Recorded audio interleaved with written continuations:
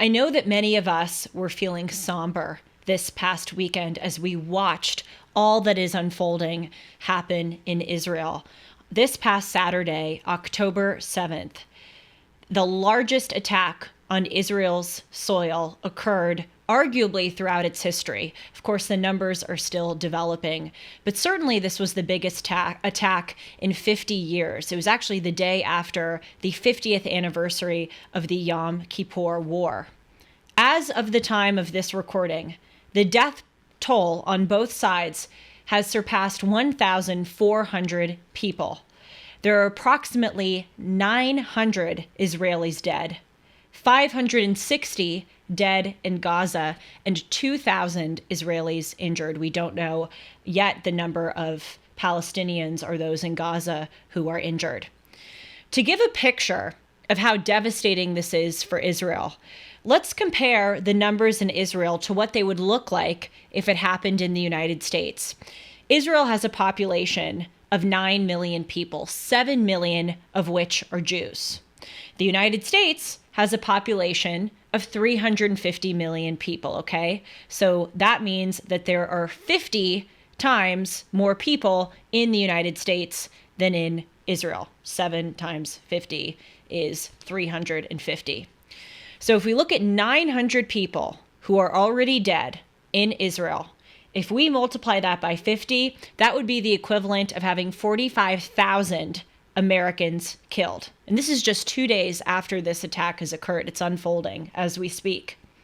2,000, as I mentioned, have been injured. If we multiply that by 50, that would mean 100,000 Americans, compared to our numbers, would have been injured. This is a huge deal. The world changed this past weekend, according to some Israeli newspapers. Saturday saw the most amount of Jews killed in a single day since the Holocaust. What happened on Saturday, we all saw the videos on our TV screens, on social media. Hamas terrorists burned some 80 holes in the border wall that separated Gaza from Israel. It was also Shabbat that they timed this attack, in addition to the day after the 50th anniversary of the Yom Kippur War. It was also a Jewish holiday that Saturday. They burned some 80 holes through that wall, and in the early hours of Saturday morning, they raced through into Israel. Some came in on paragliders, some came in on parachutes. About 1,000 Hamas terrorists went into Israel proper, and they massacred families. They killed babies, grandmothers, women, children, men. The reason why, of course, we focus on the babies and the elderly and the women and children is because they are the most vulnerable. They were ruthless. They did not discriminate. Their sole purpose was to kill Jews. This was not about reclaiming land. This was not about peace. This was about annihilating any Jew that they could see. Why else would you kill a baby? It's a baby. They killed that baby because that baby is a Jew. Hamas kidnapped, it seems now, according to the numbers, over 150 Israelis. Some are actually saying that there are Americans among those who have been kidnapped, or at least people who have joint American-Israeli citizenship. Anytime there are hostages in a war, that really ups the ante. Israel is telling Gaza now, all of the citizens in Gaza, to try to get away from buildings, because they are warning that they are going to bomb Gaza. They already have bombed Gaza. Prime Minister Benjamin Netanyahu immediately said on Saturday morning, "Citizens of Israel, we are at war."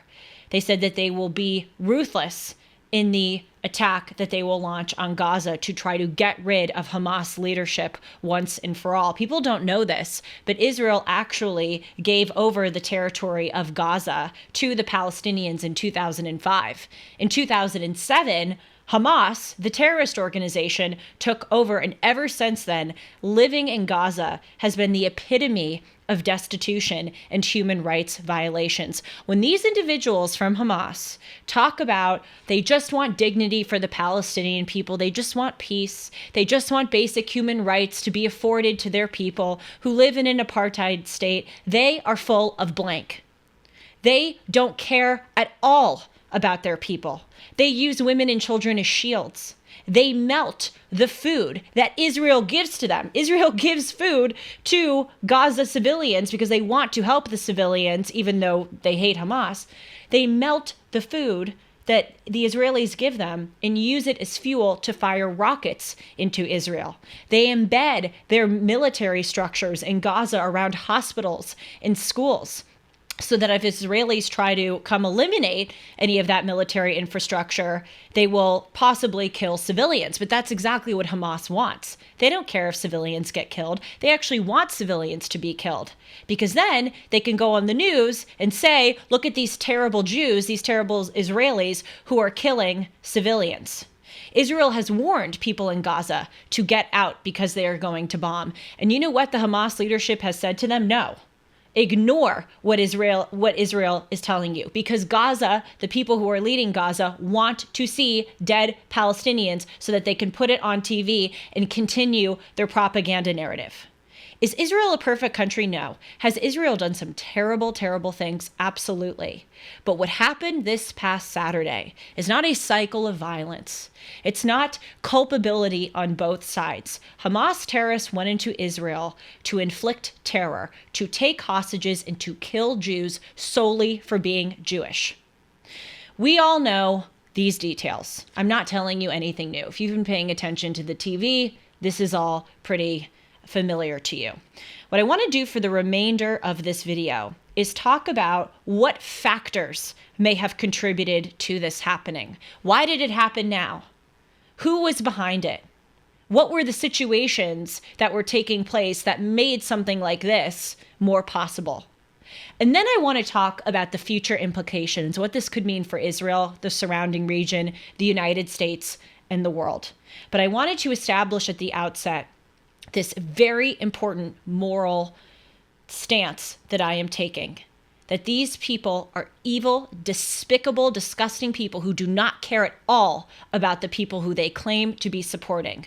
They just want to exterminate Jews. They are Nazi-like in that desire. There are a few factors across the board that have contributed to this. And look, I'm not trying right now to assign blame. Of course, there are some people who have a lot to answer for with this attack. First and foremost, the Israeli government. How did they not know about this? Israel is known for being so advanced in its technological and intelligence capability. It is a staggering failure for them to have been as shocked as they were by this barrage. But the point of my evaluation is not to assign blame, but to really just assess the kind of culmination of different factors, the perfect storm that allowed such an unprecedented attack to take place. Let's first focus on the United States. People may go, well, why are you even bringing President Biden into this? This happened in Israel. Well, the American president has a lot to do with what goes on around the world. And it hugely, hugely makes an impression on people, especially enemies of the West, and their actions. President Biden gave $6 billion to Iran about 20 days ago. This was in exchange for 5 American hostages. Now, the Biden administration said that $6 billion will only be allowed to be used by Iran for humanitarian purposes. But first of all, how can they enforce that? The Tehran Foreign Ministry actually came out and said, we can use this money however we want. So first of all, it's dubious that money was even used for humanitarian purposes. And second of all, even if it was used for humanitarian purposes, that frees up billions of dollars that the Iranian government isn't spending on humanitarian purposes because the Americans are taking care of it. And then they can use that leftover money to fund terrorism around the Middle East. Iran supports Hamas, which is the militant terrorist organization which rules Gaza. Iran also gives a ton of aid, basically props up Hezbollah, which is a terrorist organization in Lebanon, which attacks and fires rockets into Israel from the north. So Iran is really behind all of this. Saying Hamas attacked Israel is synonymous with saying that Iran attacked Israel. Hamas has given credit to Iran for helping them plan and execute this attack and financially supporting Hamas. Okay, so we need to understand this picture. President Biden 20 days ago gives $6 billion to the regime, which has openly said that they want to annihilate Israel. Then a few weeks later, we see perhaps the biggest attack on Israel in its history occur, and we're shocked. When you give money to bad guys, the bad guys are going to use it to fuel and funnel their evil. Another thing that President Biden has done, which has likely contributed to this, or at least set in motion the factors which made this more possible, is re-engaging with Iran on the nuclear deal. As a 30-second to 45-second synopsis of the nuclear deal, this happened in 2015 under President Obama. It was called the Joint Comprehensive Plan of Action. The reason why the word joint's in there is because the United States was among other powers who entered into this deal. And basically what it did is it put restrictions on what Iran could do with regard to developing nuclear capabilities. But basically, we would allow them to centrifuge uranium, which is what you do in order to create nuclear power, up to peaceful purposes. In other words, centrifuge uranium up to the amount that is allowed to have nuclear power, but not above a level that would allow them to make bombs out of it. So when you centrifuge uranium to greater and greater purity, the more powerful and lethal it becomes. And if you do it up to a certain amount, it can be fashioned into a nuclear weapon. So basically that agreement said, we will lift sanctions on Iran, not all sanctions, but many sanctions, if we allow you to centrifuge uranium up to certain purposes that will allow for your nuclear power, but not up to the point where you can make a weapon out of it. But here's the problem with that. Once you allow Iran to centrifuge uranium up to quote unquote peaceful purposes, i.e. to have nuclear power, it's very easy for them to continue that and go on and on and on up to making a nuclear weapon. Now, people who are proponents of this nuclear deal said that part of the agreement is that Iran would agree to be surveilled and monitored by certain international organizations, but really, Iran does whatever Iran wants to do. So under President Trump, he pulled out of that nuclear agreement and said, no, we are not going to sanction this. We are not going to allow Iran to continue to develop its nuclear capacities, because then they're going to turn it and use it against Israel, our ally in the Middle East. Now, President Biden is trying to rejoin and re-engage with that agreement. So to look at this from Iran's perspective, you have President Joe Biden, who is incredibly mentally impaired, who basically doesn't know his own name. He's so, we got to protect American interests, but really he doesn't do anything. He talks a big game and he is so incompetent and doesn't have any bite to his bark. He's giving $6 billion to Iran and trying to re-engage them to develop nuclear capabilities. So from Iran's perspective, they're like, booyah, now's my time to go into Israel. Michael Oren, who was the U.S. ambassador to Israel, recently said on his news circuit that he was going around all weekend that this would not have happened under Trump because the Iranians were afraid of Trump. You think they're afraid of Joe Biden? That's a big factor. Another factor, apropos of President Biden, is the several foreign policy disasters and blunders that have characterized his presidency. Iran saw what happened in Afghanistan. Joe Biden's disastrous withdrawal of Afghanistan, leaving behind hundreds of Americans, hundreds of Afghan allies, reversing 20 years of service and sacrifice and money when the Taliban took back over the country within days. $85 billion of American equipment went right back into the Taliban's hands. You think Iran is looking at this and not loving it? They go, yep, America's weak. They're going to let the Taliban come back into power. They're not going to do anything about it. That emboldens me to do what I want, confident that they will not do anything about it. He meaning the Ayatollah of Iran, also saw what happened with regard to Biden and Ukraine. In January of 2022, President Biden said a minor incursion might be acceptable by Russia in Ukraine. 36 days later, Putin invades Ukraine. Again, how do you think our enemies are viewing this? They see bumbling Joe Biden going, minor incursion might be acceptable. Then Putin invades. There's very minimal American response.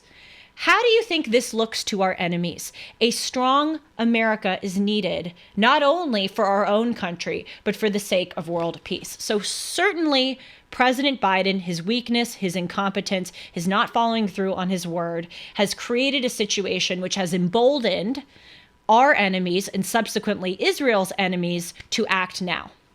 Another factor which has created this situation was Arab-Israeli normalization. What does that mean? It essentially means Israel establishing or diplomatic relations with neighboring Arab countries, or at least making those relations less contentious. For much of Israel's 75-year history, those surrounding nations of Israel have hated Israel and vowed to never cooperate them in any form. That has changed in recent years, thankfully, and in large part due to that evil, mean tweeter, President Trump, who signed and facilitated the historic Abraham Accords, which brought diplomatic relations between Israel and several of its neighboring Arab countries, including the United Arab Emirates, Bahrain, Sudan, and Morocco, okay?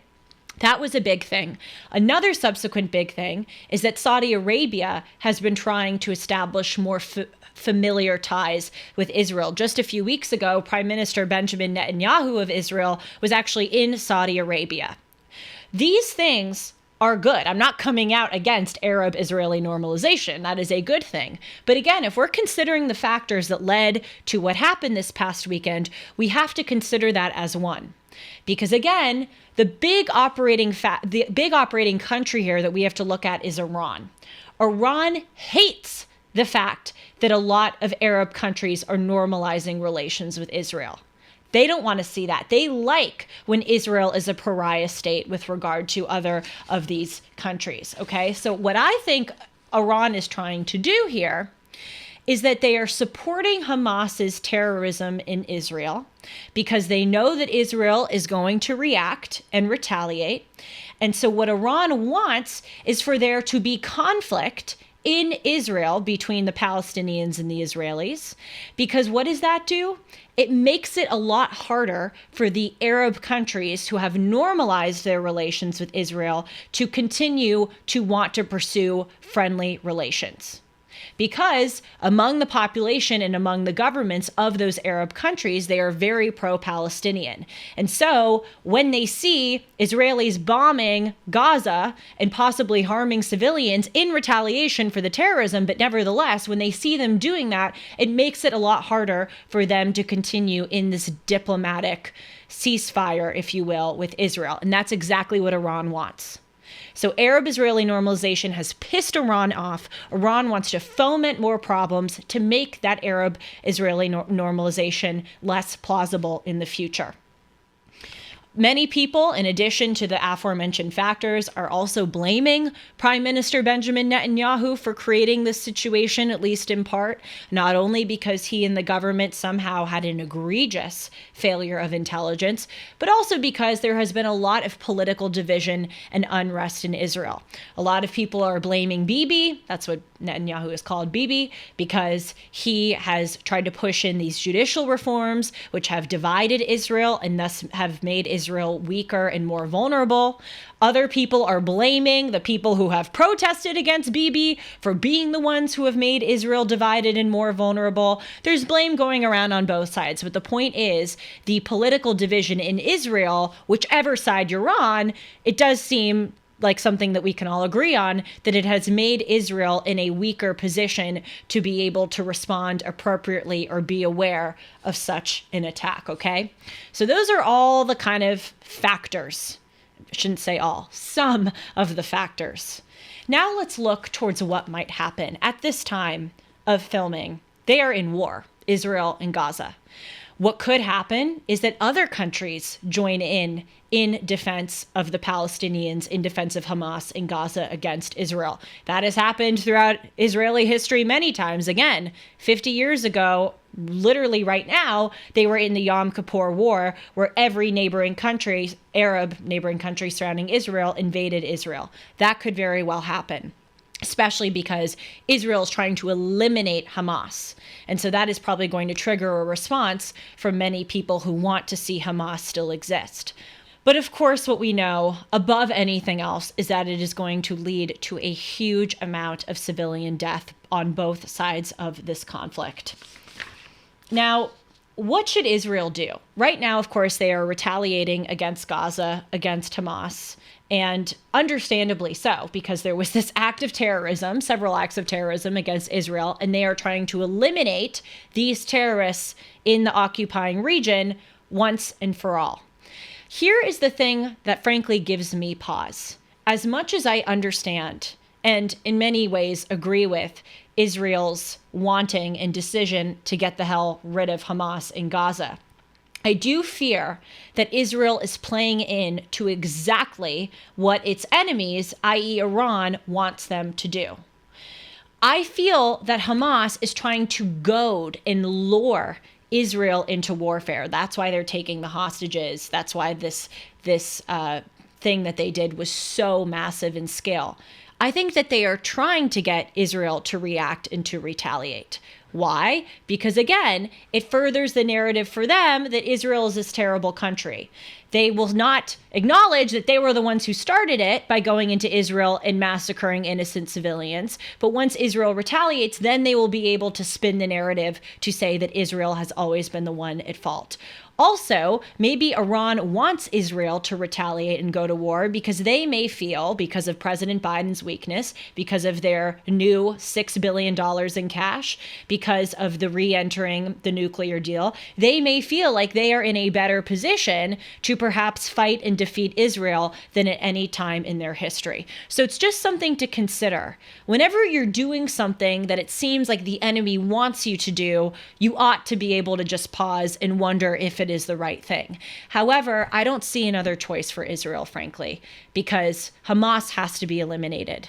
Otherwise, this is going to occur. They're just going to keep terrorizing, keep trying to annihilate Jews in Israel. And so they have to respond and try to cut the problem off at its head. A final note about what this might mean globally. We know that things in the Middle East may change a lot. As said, other countries, including Iran, could join in, go to war against Israel. Borders could be redrawn. Obviously, the Middle East could change hugely. But let's look at this from a global perspective. There is a great historian named Neil Ferguson who has a hypothesis about World War II that may seem kind of weird or outlandish to some, but I think is particularly prescient and insightful. He said that World War II did not start in 1939 when Hitler invaded Poland. It didn't start in 1941 when the Japanese attacked the United States at Pearl Harbor. He said it started in 1931 when Japan invaded Manchuria. He also said that it started subsequently in the years after when Japan, in addition to Manchuria, invaded other parts of China. He also points to 1935 when Italy invaded Ethiopia. And then, of course, what was going on in Nazi Germany in the 30s with Hitler taking the Sudetenland and parts of Czechoslovakia and then annexing parts of Austria in 1938 before invading Poland in 1939. His point is that to a lot of people at the time, all of those aforementioned events seemed disconnected. Who would have imagined in the 1930s that Japan invading parts of China would have anything to do with what Hitler was doing in Europe? People couldn't have imagined that those two things would come together, but they did. Sort of like parallel roads intersecting. That is what happened in World War II, that these seemingly disconnected events came together. I wonder if we aren't in a similar situation now. We look around the world and we see a lot of troubling developments that seem unrelated to one another. Of course, the Taliban retaking Afghanistan after the United States' disastrous withdrawal. Putin invading Ukraine. Russia being an ally of Iran, giving weapons to Iran as Iran gives weapons to them.